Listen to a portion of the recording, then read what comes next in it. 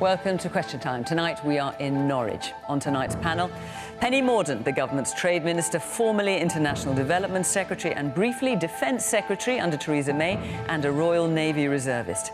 Labour's Shadow Northern Ireland Secretary. Before entering politics, he worked in Eastern Europe and the Balkans, helping young people whose lives had been disrupted by war. Peter Kyle.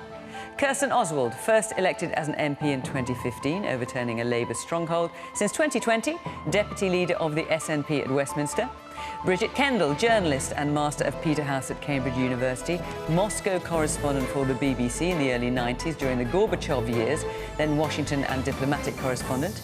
And Russian-British commentator and comedian, host of the YouTube show Trigonometry, Konstantin Kisin.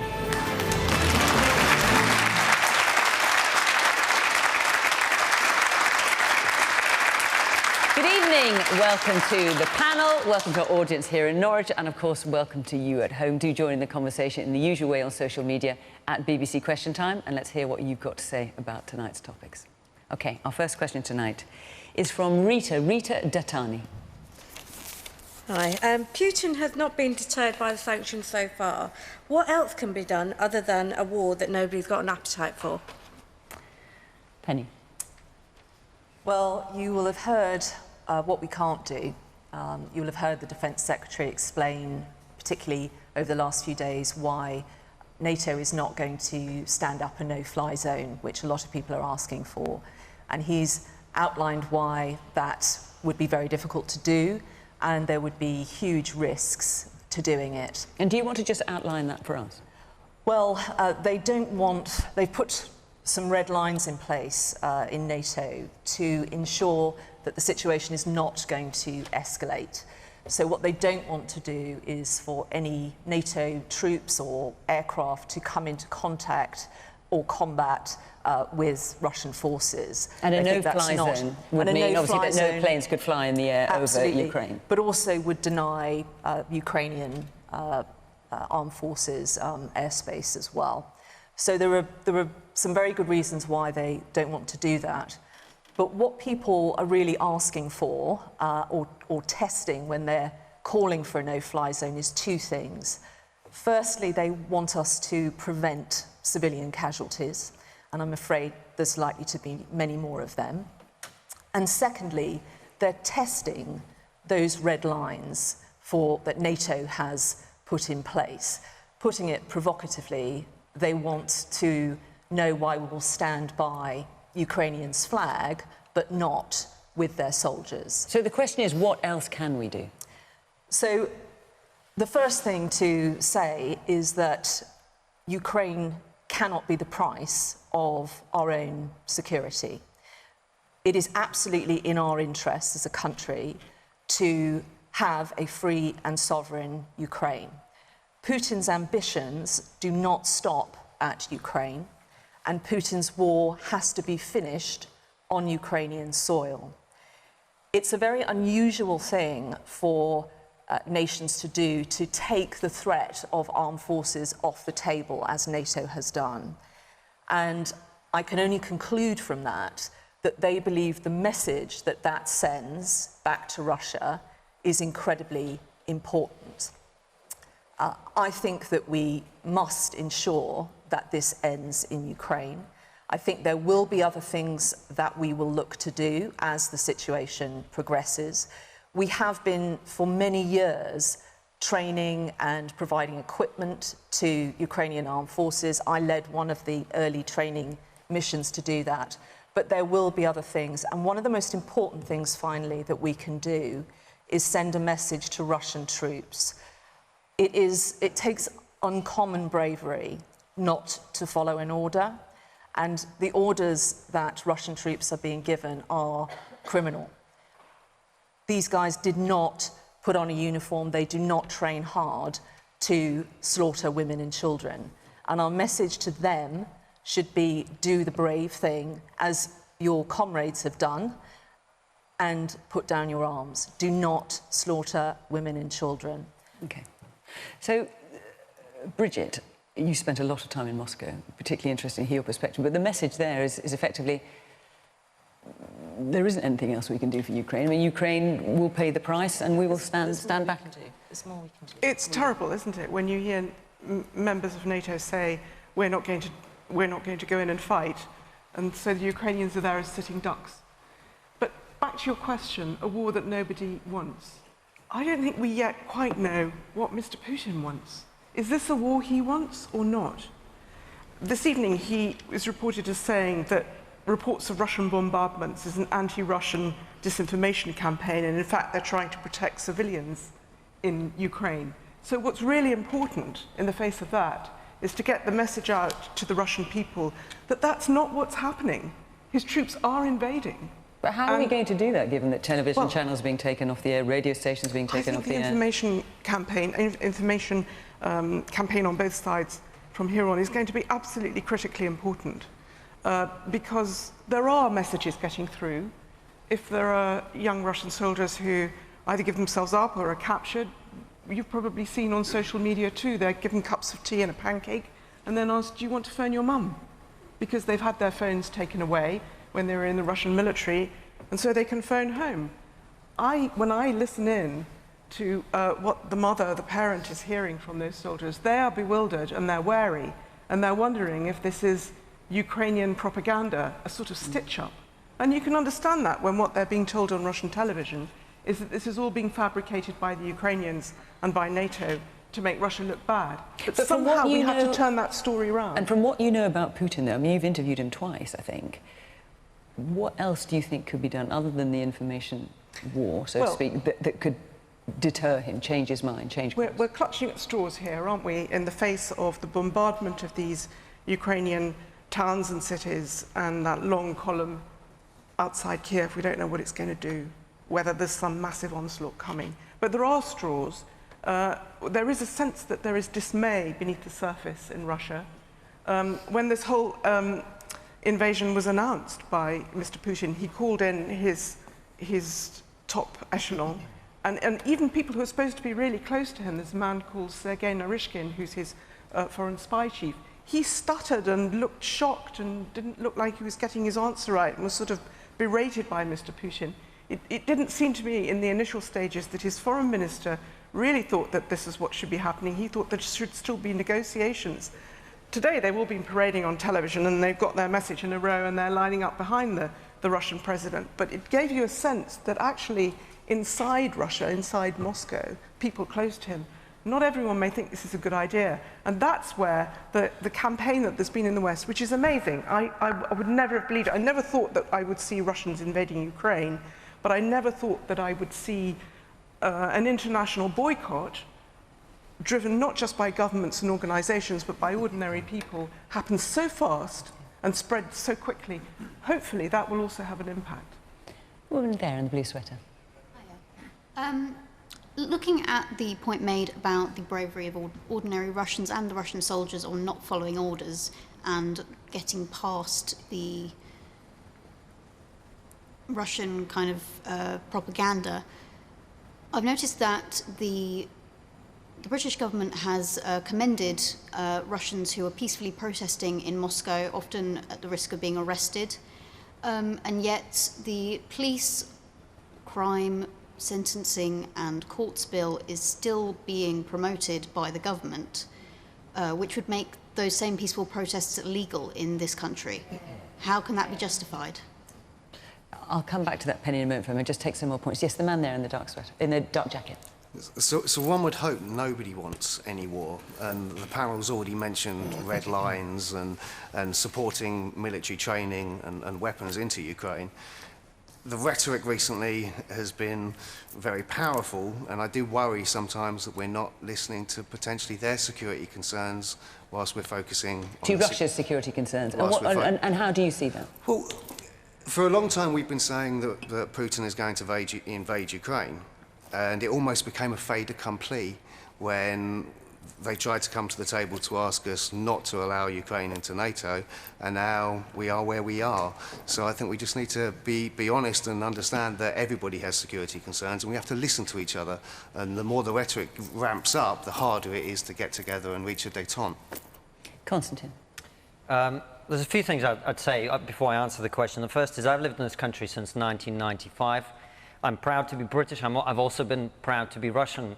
Russia is a country that's produced some of the greatest works of literature, music, all sorts of things of that nature. But I'm afraid, as I sit here tonight, I feel nothing but shame for my country and for what it's doing. It's a very difficult moment for many people. I have family in Ukraine who are now being bombarded, who are fleeing for their lives. And when I speak to them, one of the things they say to me is how grateful they are to people in Britain for everything that you're doing and for the moral support that your country is providing. So thank you on behalf of everybody there. As for the serious business of what we're talking about, I'm afraid everyone on the panel is refusing to give you an honest answer because the truth is there's nothing we can do. NATO cannot get involved in this because that would start World War III, which would lead to the annihilation of all of us.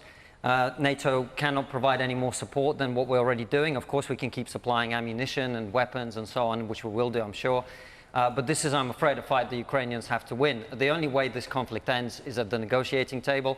The only way for us to get to the negotiating table is for Ukrainians to put up a fight that is strong enough that Putin wants to come to the negotiating table. And at that point, there are ways to make sure that everybody wins at that negotiation because, and this is what I've been warning people in the West about, while of course I understand the rhetoric about Vladimir Putin and Russia, we don't want to back him into a corner because this is existential at this point for him. He knows there's no way back. There's no way back into the international community. There's no way back for Russia to be welcomed.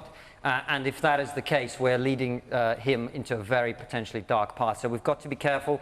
At the end of the day, this will end in a negotiation. I know that's unpleasant for people to hear, and I'm not talking about appeasement of any kind.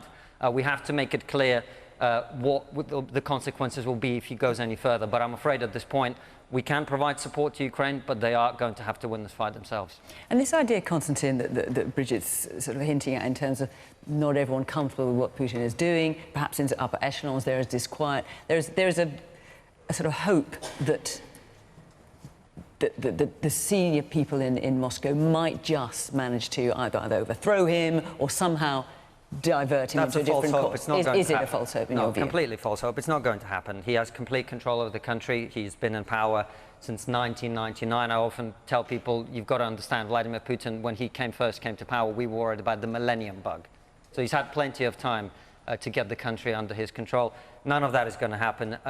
We have to deal with the real politic of this, and the real politic of this is Ukrainians are going to have to put up a fight. They're going to have to get to the negotiating table, and then at that point, they're going to have to give away things they don't care about, which is Crimea and the two eastern regions. Nobody in Ukraine expects to get those back anyway.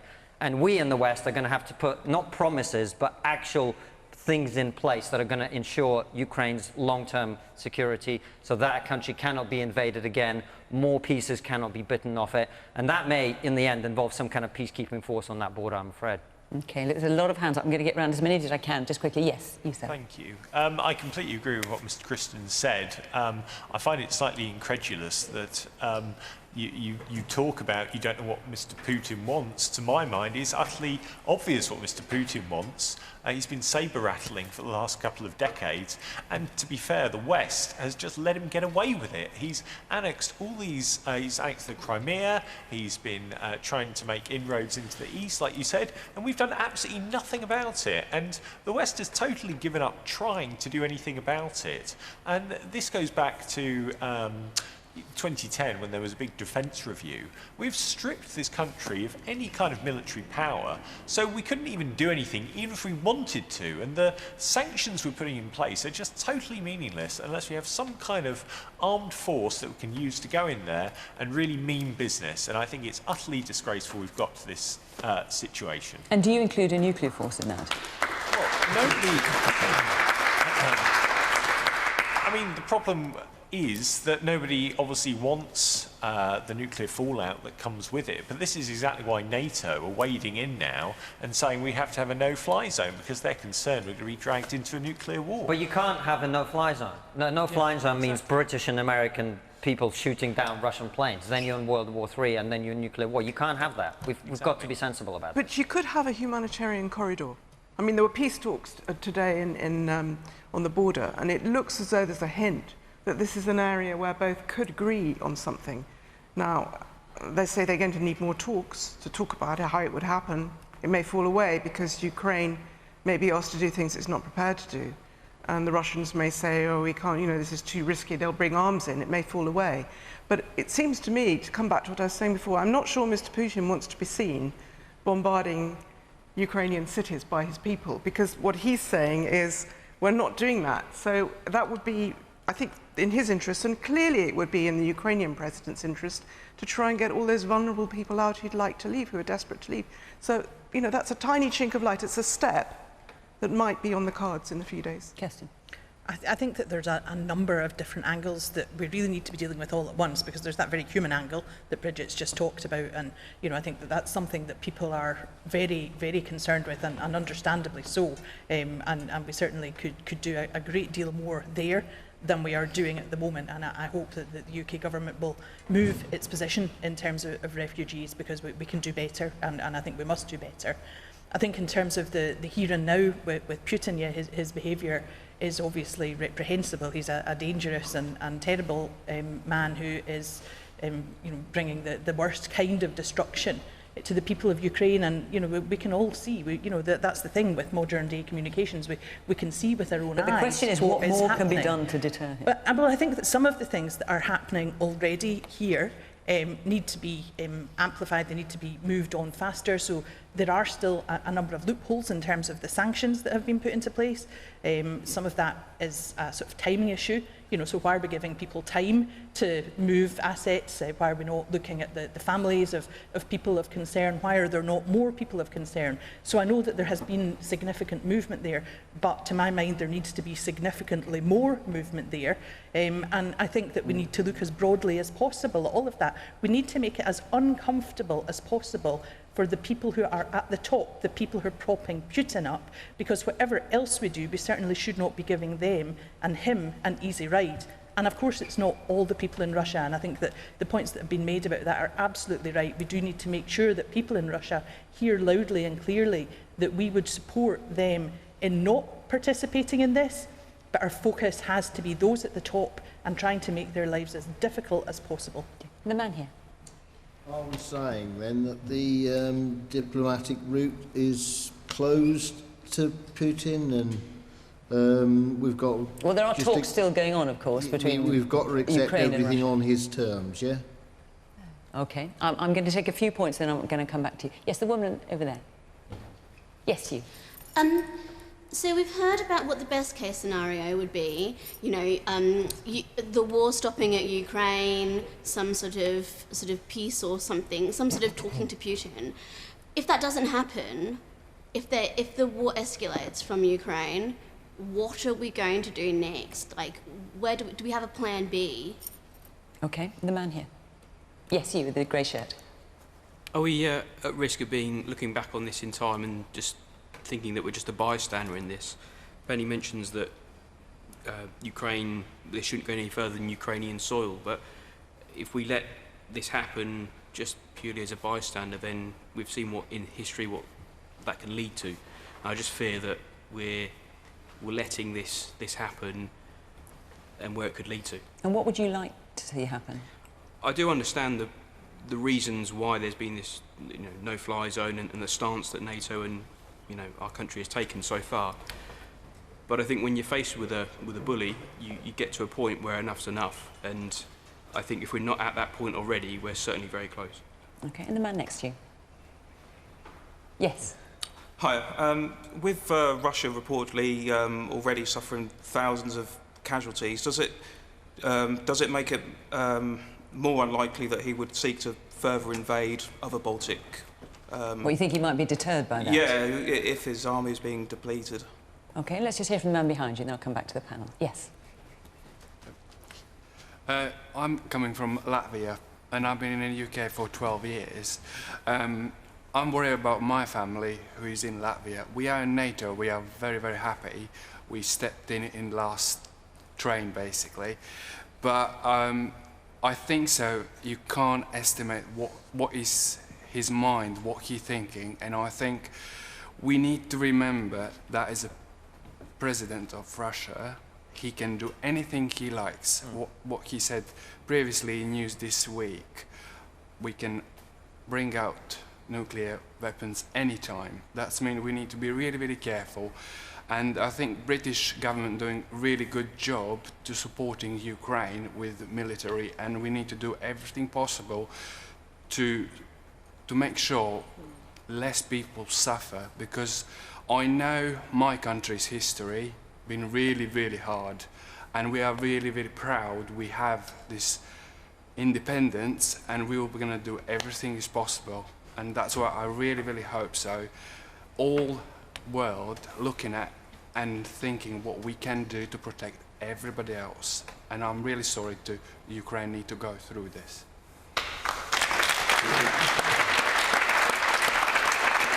So, Penny, let me come back to you. There's a number of points which as you, government representative here, I'd like to put to you. So, you, sir, we're talking about have we effectively kind of degraded our military to an extent that we're not a significant power any longer. What's our plan B? So what's the government talking about? If it doesn't stop at Ukraine, presumably that's being talked about in government, what would happen then? Well, don't mistake NATO's red lines for us being a bystander, to the point that the gentleman made. We're doing a huge amount, and we haven't just been doing this recently, we've been doing it for years. We're supplying weapons, we've been training with Ukrainian armed forces, building capacity in civil society as well, and they are putting up an incredibly hard fight, and we need to keep them fighting. If you look at everything I've said in the House of Commons, I've always argued for strong defence spending, and if there's any good that's come of the last... Do you think the government should be spending more? I have always argued that we should be doing that, and that we should recognise the return on that investment to the UK. But if there's any good that's come of the last few days, it is that the West is really waking up to this. And in terms of a plan B?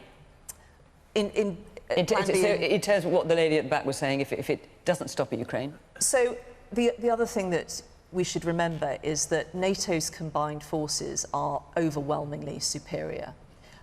This is not a likely outcome, and NATO has been very clear that if you do anything to a NATO member state, it is going to retaliate. Okay. And it will defend itself. And the other final thing I would say is, I know it is scary when you hear about nuclear weapons being talked about on the television. We have had the nuclear deterrent for 50 years, and it has kept us safe. The threats that are being talked about now are the same that we have endured over those last 50 years. Peter, I've taken a while to come to you. I want to hear lots from the audience. Of course. Just on this very quick point here, we have to understand the impact of 12 years of Tory government has had on our armed services. We now have fewer ships, fewer sailors and fewer soldiers than this country has had for 300 years. Germany this week has just increased its spending on defence. The increase alone in Germany's spending is double our annual budget for the military and defence. That's the scale of cutbacks we've had. And still, there are 7,000 more soldiers to go, to be cut from today forward by this government. And the integrated review refocus what we do have to the Asia-Pacific area. We fought this. We said to government what was the dangers on our own doorstep, and they didn't listen. To Rita's point, just to come back to Rita's original point, there is a lot we can do. Not everyone doesn't want war. There is one person who does want war, and that is Putin. He's had many opportunities to negotiate bilaterally, multilaterally. There are institutions in the world from the UN downwards that are there to arbitrate such issues. He chose not to. He chose to build up his arms, and he chose to invade. The options we have now are to support those incredibly brave Ukrainian fighters, to support them with arms, to support them with aid, and to support those people who are forced to flee, almost entirely going to be women, many carrying young children who have left behind partners, who have left behind children to fight. They are going to be scared and they need emergency protection. We should be giving it to them. We should be working against the gangsters who are supporting Vladimir Putin. Vladimir Putin is a gangster. He surrounds himself with gangsters, and they have come to our country, they have come mostly to London, and they have invested in London because they believe we are corrupt enough to host them. Now, we need to make sure that we take them on one by one, and we do so decisively. We have this absurd situation now where Boris Johnson said he's leading the world in targeting these people, but if you take just a couple of these oligarchs, the EU is sanctioning them. They announced the sanctions last week with Uzumov, for example. They took his yacht away straight away the day they announced the sanctions against him. Uzumov lives in Surrey. He lives there, and we haven't even tackled his home. The EU has taken away his floating palace. He is now going to be on the sanctions list. As of tonight, he's on the sanctions list. The legislation comes in on Monday, and the legislation says he has 18 months to declare what assets he has here. We are going to put down an amendment on this to make sure we can identify these people, root out their money, and do it without delay. I mean, his assets are frozen from now. As soon as he's on the list, his assets are frozen. His assets can be frozen, but he has 18 months to declare what those assets are. In that 18 months, we know who these people are, we know what they're capable of, we know what legal advice they can have. And the roots of all of this, let's just go back to the last election, 2019, the Russia report that Boris Johnson refused to release to the public in the run-up to the election. We fought hard for that, and people kept rolling their eyes and said, stop going on about the Russia report.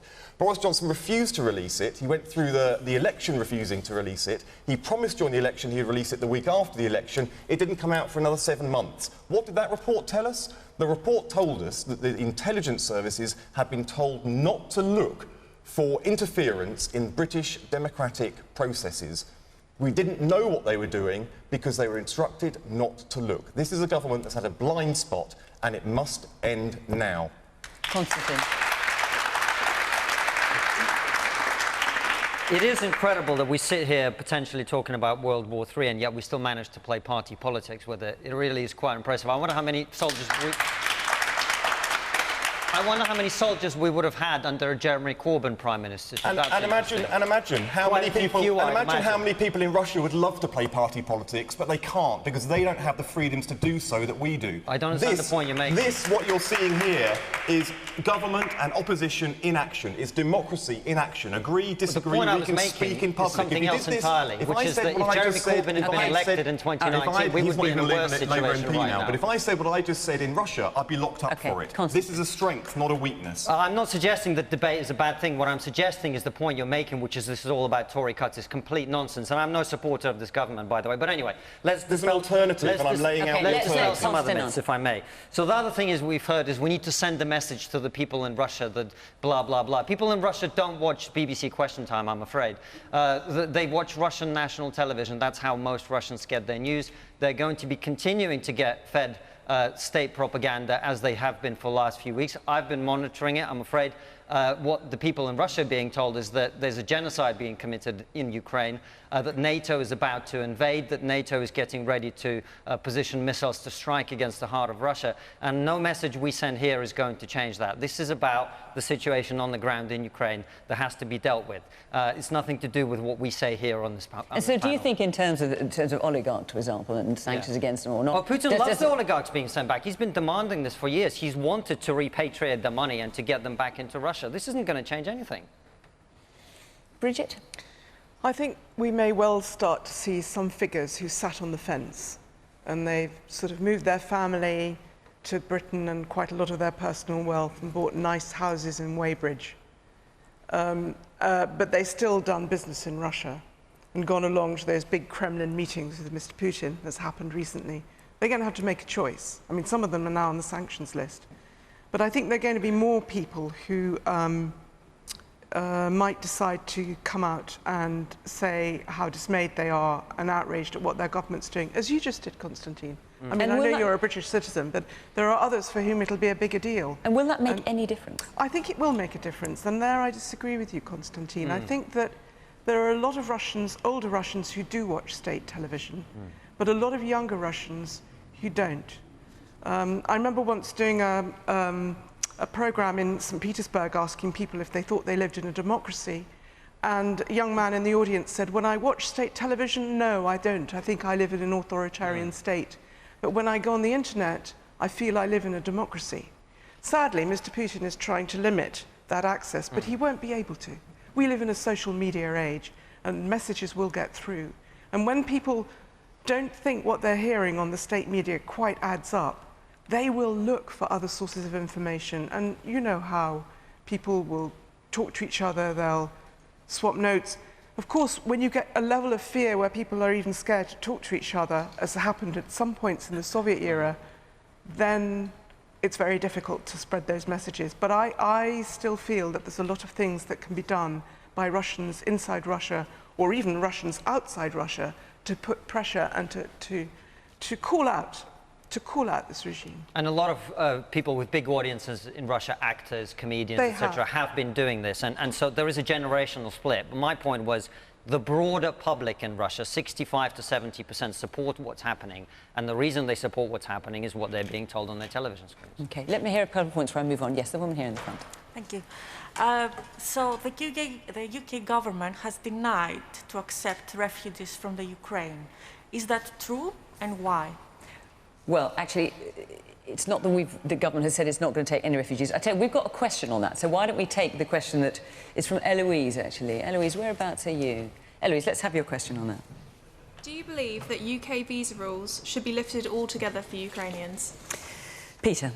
What we should do is have a specific policy to allow people to come here. We need to... Do you think that UK visa rules should be lifted? We need to have... Because that's not going to be helpful for them or for us. We need to have a specific policy that can get people here straight away. Tell us why. Hang on a second. Because the situation is that the EU, for example, has waived visa regulations. It says refugees can come in for up to 3 years.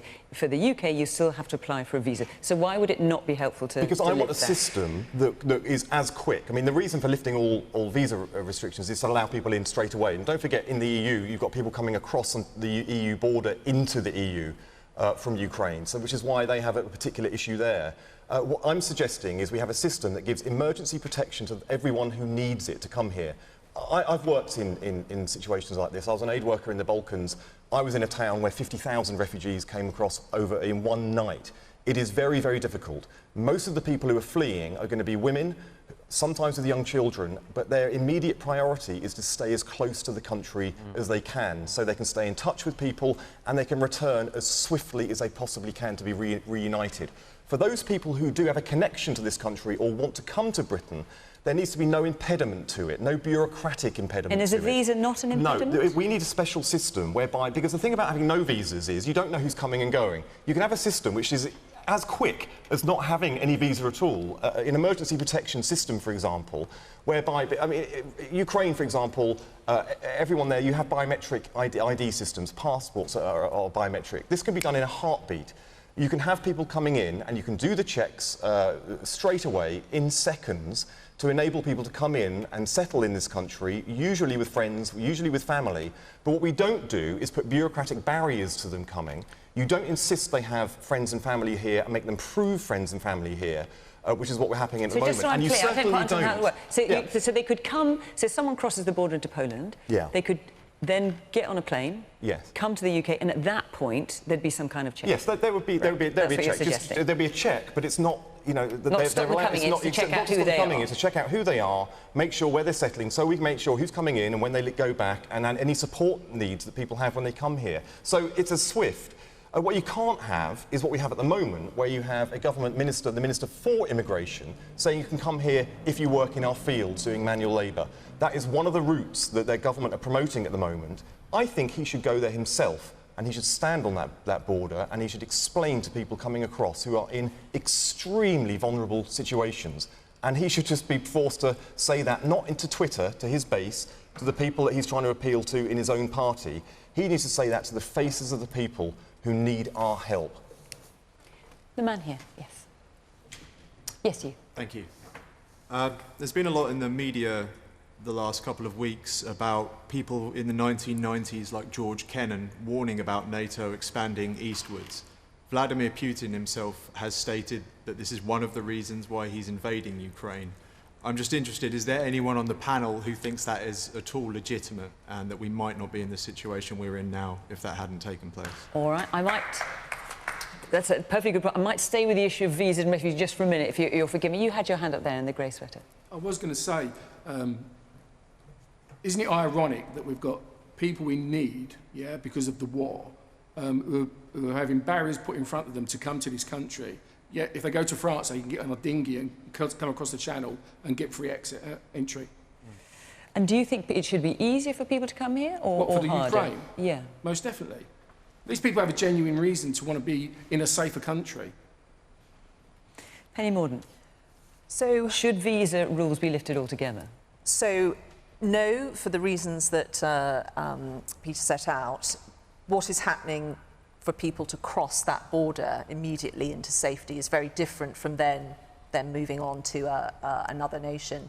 But what is actually happening is very responsive to people's needs as they cross that border. So clearly in Kyiv there has been an operation there to get visas for people already in operation, and that's moved to another city further west, but is still going on in Ukraine. Our staff are still there processing that. But if then someone comes over the border, they have to go to, I think, to an embassy or a consulate to get a visa? Yes, so there are 4 centres that have been stood up. There are people on the border. No, so the administrative centre is further away from the border, but there are people at the border assisting them. They have surged the capacity, so they're processing currently about 6,000 applications a day, and it is done very, very swiftly. There is no cap on who can come here. We estimate from what we fear will happen in terms of volumes of refugees that about potentially 200,000 may have to come to the UK. And that's not a cap? No, that's not a cap. That is an estimate of what we think might happen if we have a huge influx of refugees west. Kirsten, you're sitting there looking rather cross. I am a bit perplexed by what Penny's saying, because that isn't really the reality that people are facing. And people who are fleeing from this terrible war, which we've all seen played out before our eyes, are in the most desperate situation. They shouldn't face any barriers to getting to safety or to coming and being in a place of safety. So, of course, we absolutely should match what the EU is doing. We should waive all of these restrictions that are in place at the moment. We're giving the oligarchs time to sail up, but at the same time we're closing the doors to people in need, and that's not okay. It's not the way that a civilised country should aspire to deal with people who are fleeing war and terror. And I think that there's a great deal that needs to be done as part of that. And in Scotland we're ready to do that. We're open to refugees and we welcome them coming. So you'd lift any visa restrictions? We would waive the visa restrictions and support people to come here. We hear from the Home Secretary about people who are seeking to come from a third country, and that she says that is problematic. But of course they would have to come from a third country, because there is no way of getting directly from Ukraine to the UK. All of these barriers, which are incredibly difficult for people who have gone through this most desperate situation to deal with, are ones that we should not be putting in place. And to the gentleman who spoke about people coming across in dinghies, I would just reflect back to him that people would not be fleeing across the English Channel in dinghies unless they too were desperate and in fear.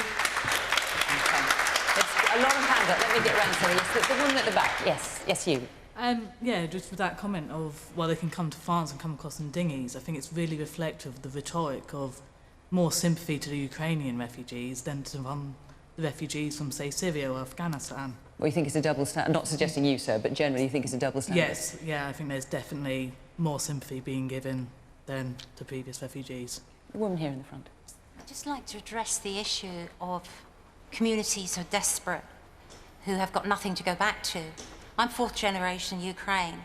My family came over here in the turn of the century. I'm proud to be British, and I'm proud of what we represent. But let's not lose sight. When you're desperate, you've got nothing to go back to. You need to build a new life. You need aid from your friends, and you need it now. Okay, the man at the back. Do you think using the term refugee for everybody kind of dehumanises people? When you think 10 days ago, perhaps these people were like us, they were doing home improvements, they were sending kids to school and things like that, and then all of a sudden we call them refugees. It kind of, and when you see some of the reporting that's been done on TV and you get life stories, you kind of, it's really, really sad and desperate to see how these people are suffering. And do you think the visa restrictions should be lifted? So there's no barrier to coming in? I think we should all give up holidays and say, bring a lot of people over and say, I don't know, give over a caravan park. So we've got some lovely places around here, let them come together in communities and actually contribute to society again. I just think we're not getting the full sad impact of what it's doing to everybody's daily lives, and I just think it's flipping awful, if I'm being honest.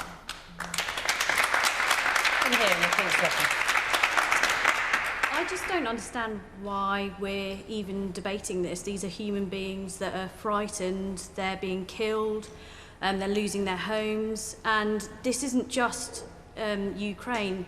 Other war-torn countries, this happens to repeatedly, and we repeatedly debate this. And I just don't understand it. What would we do if the tables were turned on us? I'm afraid we've got a government at the moment that doesn't know the difference between tough and nasty. And too often it falls on the wrong side.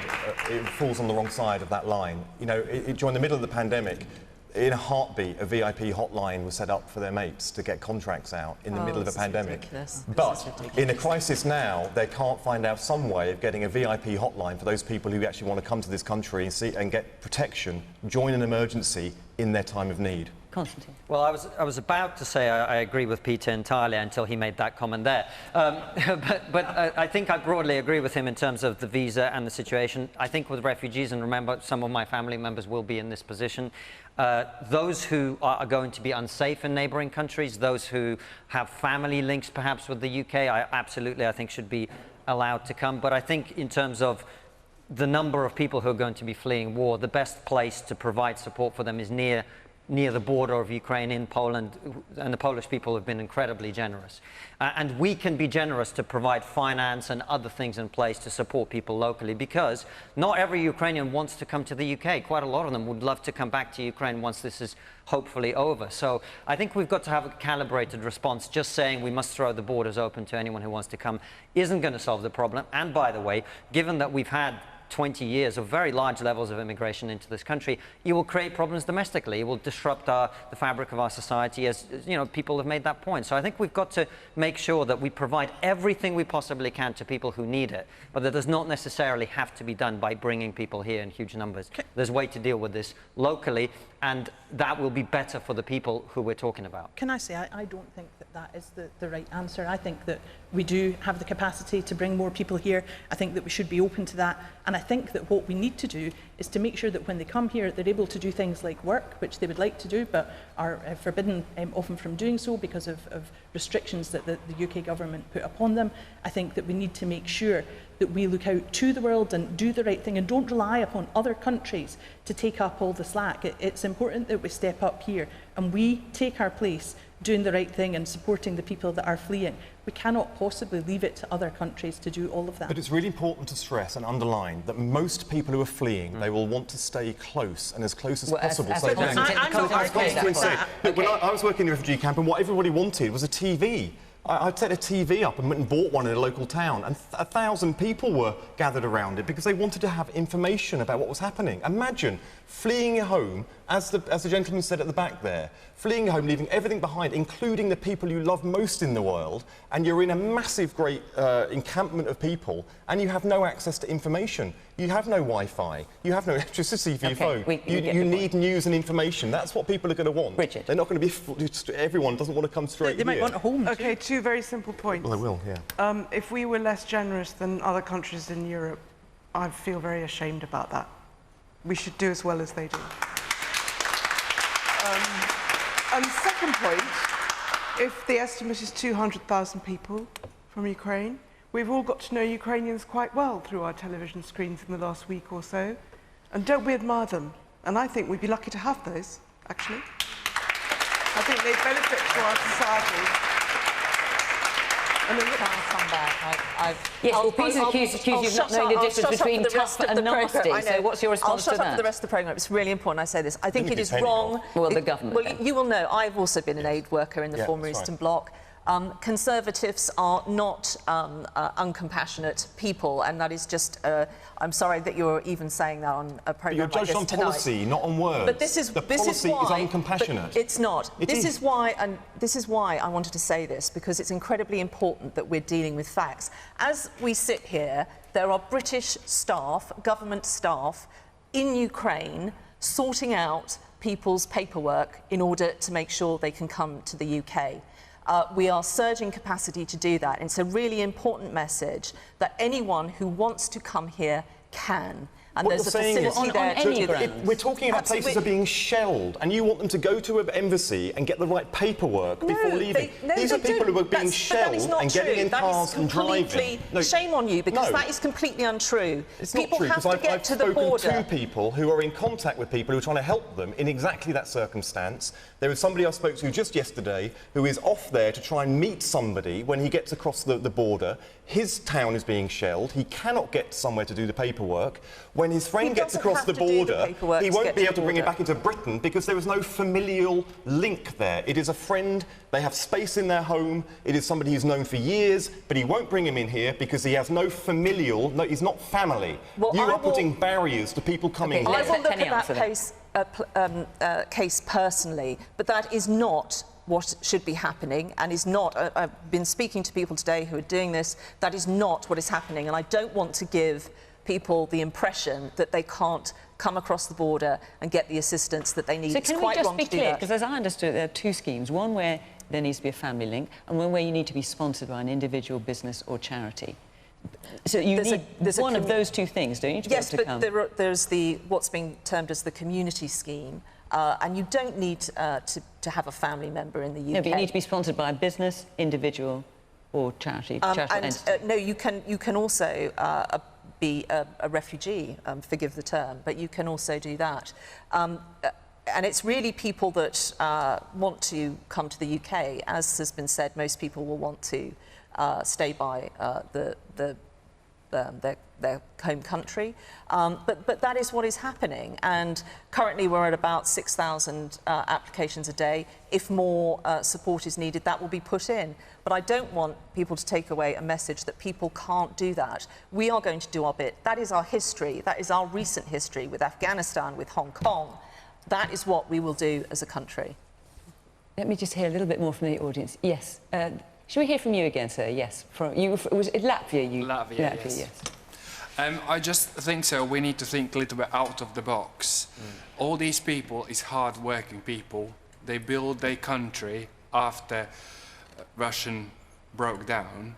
That's mean they build their country again, and now it's been taken away. We need to think about what we can do for them. I understand there is a visa restrictions and things like that, but everything what goes through last 3-4 years, Afghanistan, everything about Syria and everything else, we need to be careful, but at the same time help these people to build the futures, and we can benefit out of it.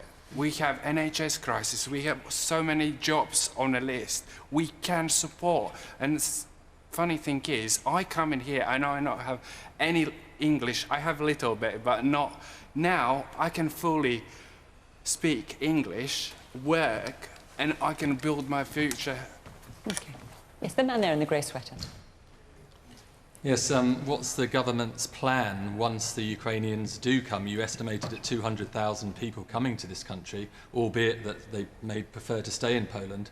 But once they are here, what is the government's plan to rehouse them and to integrate them into society? Okay, briefly, Penny, before I move on. Well, just as we have with probably the most recent example is the Afghan refugee example. There are systems in place to sort out housing through local authorities, and organisations like Job Centre Plus have bespoke programmes to enable people to find work and get their qualifications verified. So there are systems set up to do this, and we will do this for Ukrainians coming to the UK. Let's take another question from Mike Channon. Mike, whereabouts are you? Mike Channon, there you are. If pushed, do you think Putin will use nuclear weapons? Well, let's have a quick run around the panel on this. Konstantin? 100%.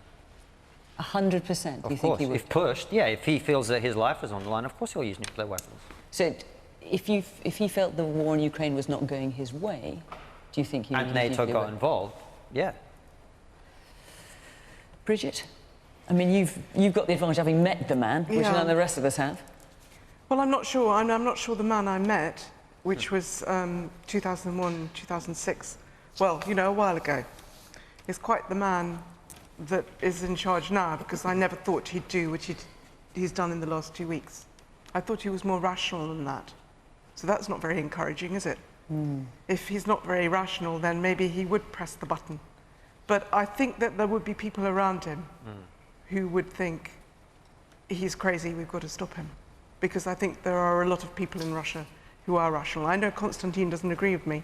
He thinks he's got enough control that he would be allowed to do something quite as mad as that. No, I do agree with you. I think there would be people who may try to stop him. Whether they're successful or not is a different question. But you will know, with your time in Russia, that human life has a very different value in Russia than it does in the West, I'm afraid. And so the rationale for making these decisions is different. And what do you mean by that? The Russian attitude to human life is that it's less valuable, individual is less sacrosanct. If you look at, the history of Russia, I was actually interviewing a British historian about this today, and he made the point that if you go to the memorial to Soviet soldiers in Berlin, these are people who defeated Nazis, and these great heroes. They're buried in mass graves. They didn't even have the dignity of being buried in their own grave. That is the attitude historically. That's how it's always been. And this is one of the things I'm afraid people in the West really don't understand, and I think you probably do a little bit, is people in that part of the world have a very different moral framework for making these decisions. But using nuclear weapons is also a self-destruct button, isn't it? Because it doesn't stop there. But the question was if pushed. Yes, right? but what you're saying is that leaders in Russia have been cavalier with human life of their foot soldiers. I agree, in history that's happened. But if they're thinking about their own survival, to use a nuclear weapon is not a very good strategy to survive. That's where you have to worry. Is he rational now or not? Quite. The man there in the grey top. Thank you. Does Putin's nuclear high alert order make a launch more likely? And is there a chain of command? And do the Russians have rules for nuclear launches? Does anyone on the panel know the answer to that question? I'm not entirely sure we do we? I can be... As former Defence Secretary, what can you tell us? I can be reassuring. I always... when I was Defence Secretary, the hard part about my job is remembering what I can say in public and what I can't say. But look, I know people will be worried about this when they hear it on the news. And my message would be not to be afraid. The deterrent, the clue is in the name, works. It has seen us through some very difficult times. We use it every single hour of every single day, and we've done so for the last 50 years. The consequences of launching a first strike are so terrible. That is why people don't do it. What has been the focus in recent days has been whether Putin would use tactical weapons in Ukraine. And I completely agree, he is utterly barbaric. But I hope that there are, and I think there will be, people around him who would be extremely concerned if he considered doing that. So we think that the things he has said are not leading that way. And my message to you is don't be afraid. So, Cassie, you hear Penny saying the nuclear deterrent works. Obviously, ESNP in independent Scotland would not have the nuclear deterrent. Absolutely not. And, you can imagine people who live where I live, which is just down the road from the Faslane nuclear base, are listening to that and thinking that doesn't sound terribly good. I do think Putin is sabre-rattling, but I think that, certainly from my point of view, it really underlines why nuclear weapons have no place. Certainly down my road and not down your road either. There's no place for nuclear weapons But in if the he world. had nuclear weapons and Scotland didn't, and independent Scotland didn't, and independent Scotland will not have nuclear weapons. Would you feel safer or less safe if Putin was saying things he's saying now? Yeah, I'm sure that we would feel at least as safe, because of course he's saying them now, and we do have these nuclear weapons in the UK. It's it's a really serious point, actually. And I appreciate people will have different views here, but I think it's a valid question to ask. I do think that there are people around him who would not be averse to stepping in, but the prospect of any country having weapons of mass destruction is perhaps one that we should reflect on and think again about.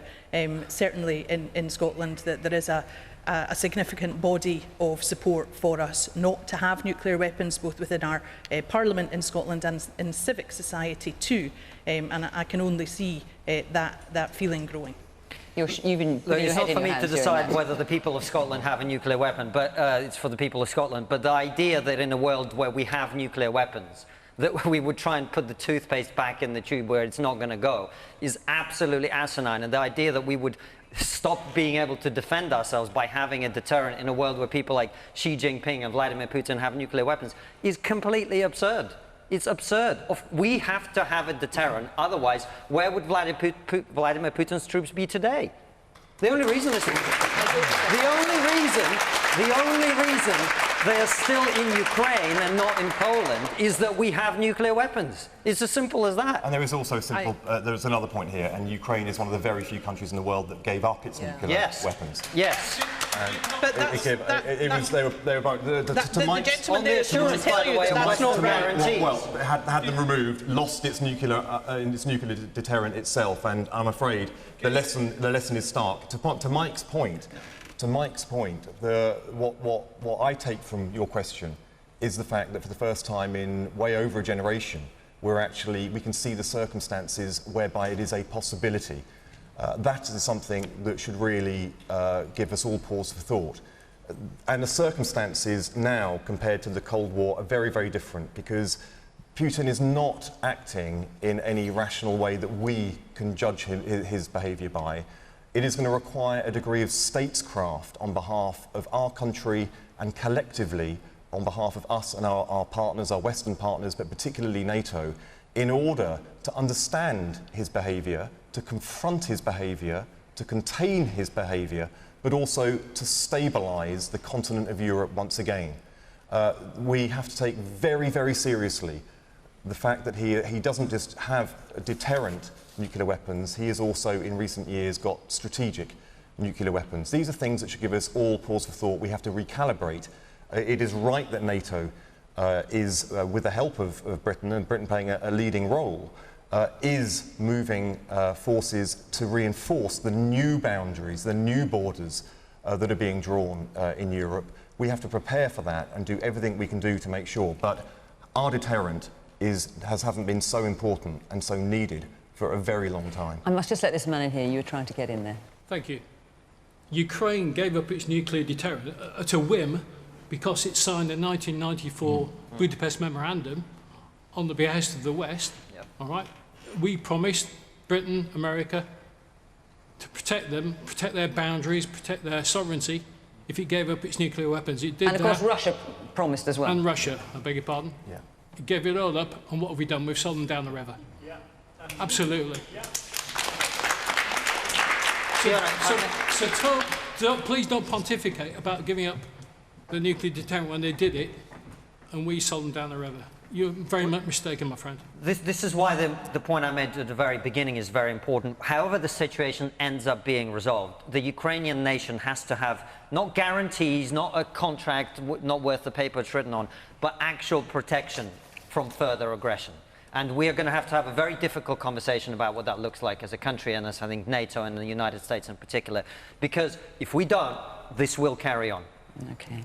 Listen, I really wish we could carry on this conversation. I'm afraid we are out of time. Forgive me, madam, you're smiling. I can see you had your hand up. I wanted to come to you. Forgive me. Let me tell you where we are next week. We're going to be in Walsall, where we'll be joined by Labour's Lisa Nandy, Theresa May's former Chief of Staff, Nick Timothy, and football pundit manager and former footballer Gary Neville. The week after that will be in Kettering. So do come along to the programme if you're in Walsall or Kettering, in or thereabouts. We would love to see you. Go to the Question Time website and you follow the instructions there. You can come and be part of our audience. For now, I'm sad to say our hour is up. Thank you to the panel. Thank you to all of you for coming along here in Norwich. Really appreciate all your comments and questions. From Question Time, bye-bye.